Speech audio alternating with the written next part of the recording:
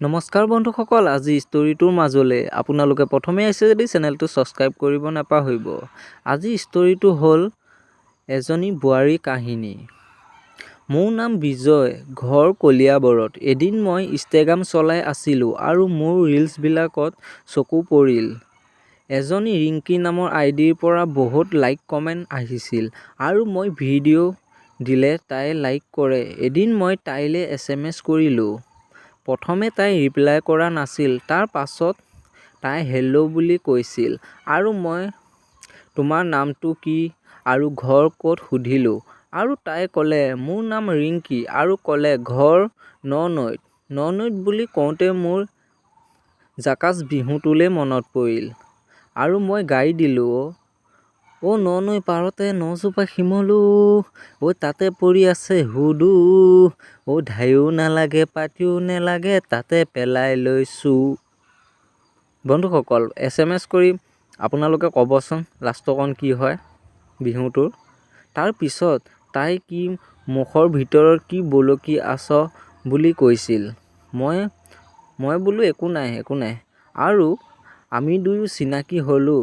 তাইৰ মাতটো বহুতে মৰম লগা আছিল, একেবাৰে কুলিৰ দৰে। তাইক মই ক'লোঁ তোমাৰ নামটো ইমান ধুনীয়া, তোমাৰ বয়স কিমান হ'ব বাৰু? আৰু তাই ক'লে নতুন বছৰৰ পৰা 26 বছৰ হ'ব। তাইৰ বয়স শুনি মোৰ মাথা বেয়া হৈছিল, কাৰণ মোৰ বয়স 22 বছৰ। মই মনতে বয়স যিয়েই নহওক চলি যাব আৰু এনেদৰে আমি কথা বতৰা পাতোঁ। এদিন মোৰ জোচ উঠিল আৰু মই তাইলৈ ৰাতি ভিডিঅ' কল কৰিলোঁ আৰু তাইক মই এবাৰো দেখা নাই। তাইক মই চাবলৈ বহুতে হেঁপাহ আছিল আৰু মই তাইক প্ৰথমবাৰ দেখি মোৰ মাথা ঘূৰাই গ'ল।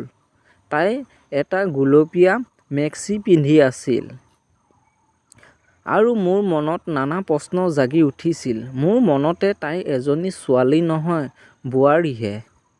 সেইবাবে তাই এনেদৰে কাপোৰ পিন্ধি আছে।